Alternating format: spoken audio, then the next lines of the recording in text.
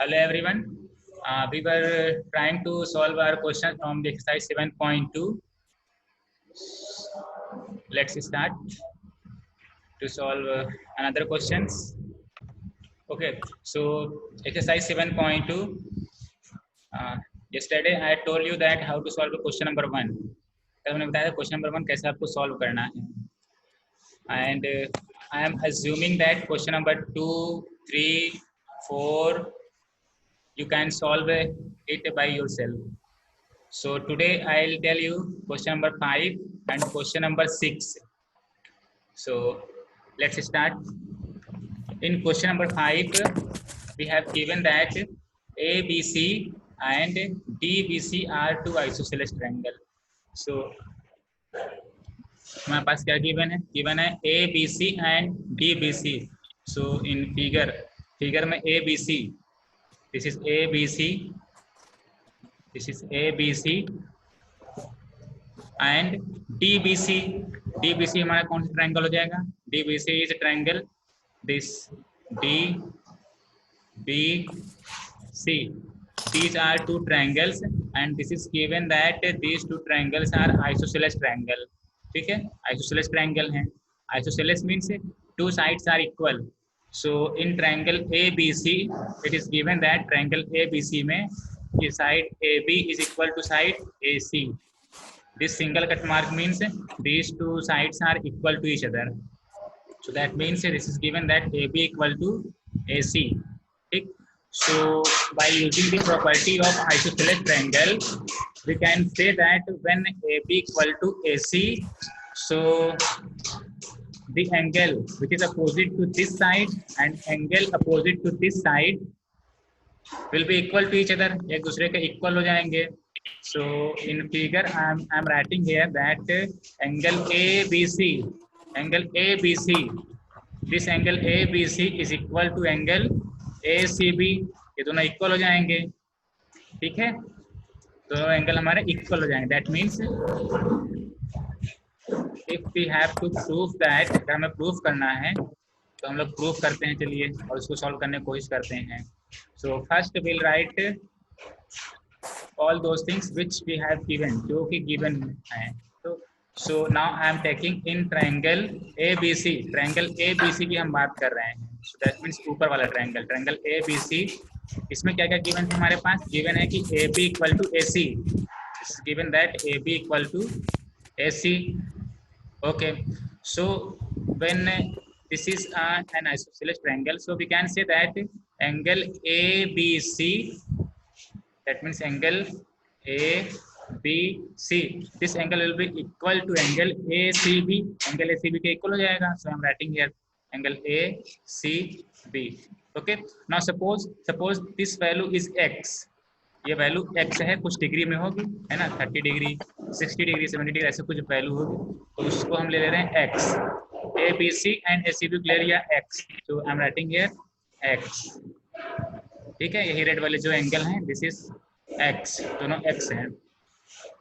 Now this is also given that DBC is an isosceles triangle. DBC भी एक isosceles triangle है. सो अब DBC एक आइसोसेलेस है, तो इसमें हमें दिख रहा है कि side DB equal to this side DB equal to DC. So this is in triangle, ये गिवन है इन ट्रायंगल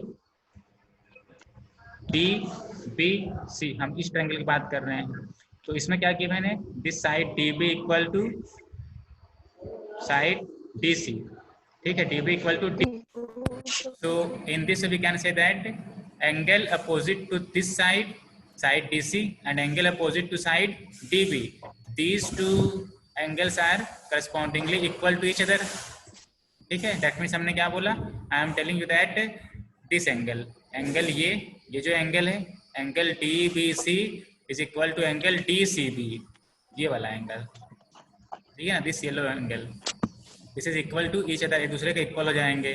ओके, तो इसी चीज को हम लिख दे रहे हैं अपने इस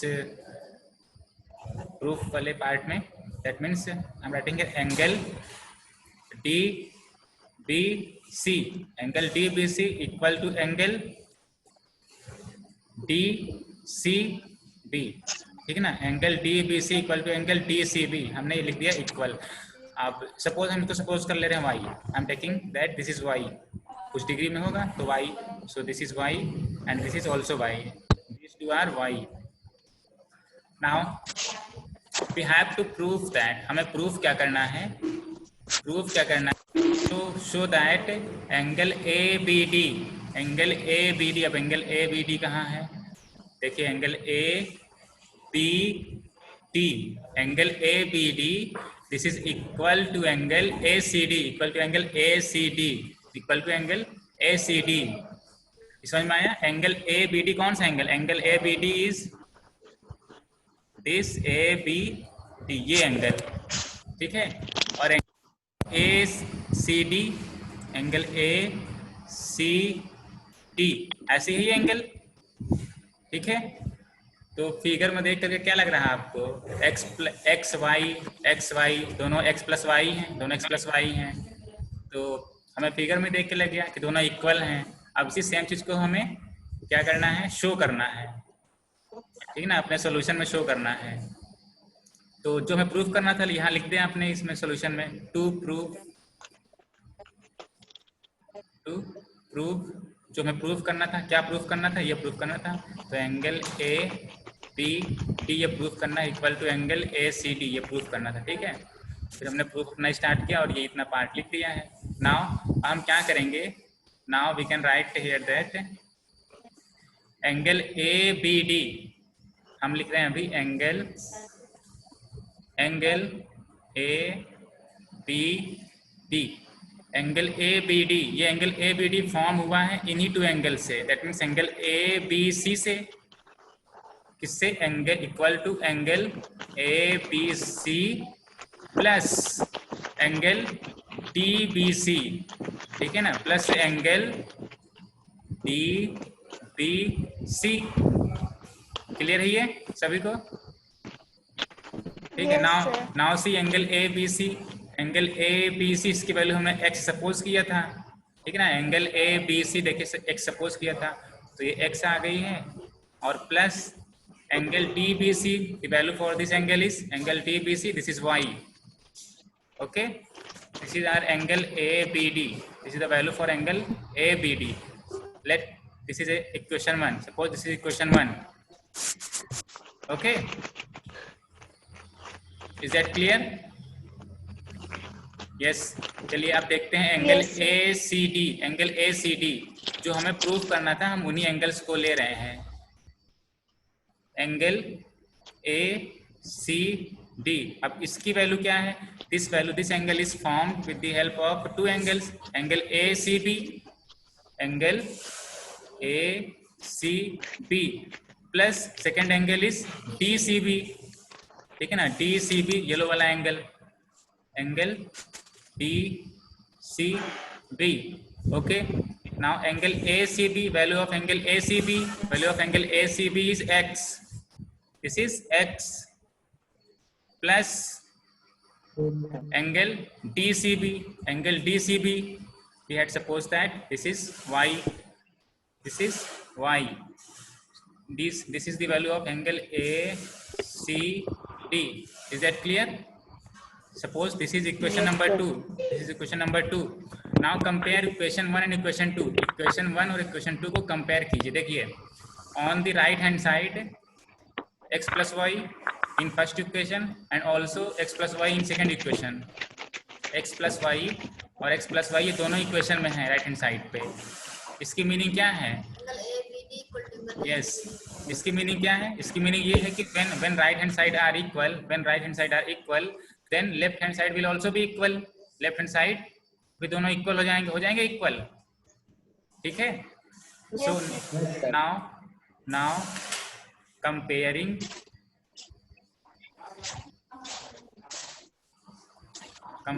इक्वेशन 1 एंड 2, इक्वेशन 1 और 2 को हमने कंपेयर किया। तो कंपेयर करने पे क्या हमने क्या देखा कि ये लिख दें सिन से, right hand side is equal, right hand side is equal, so left hand side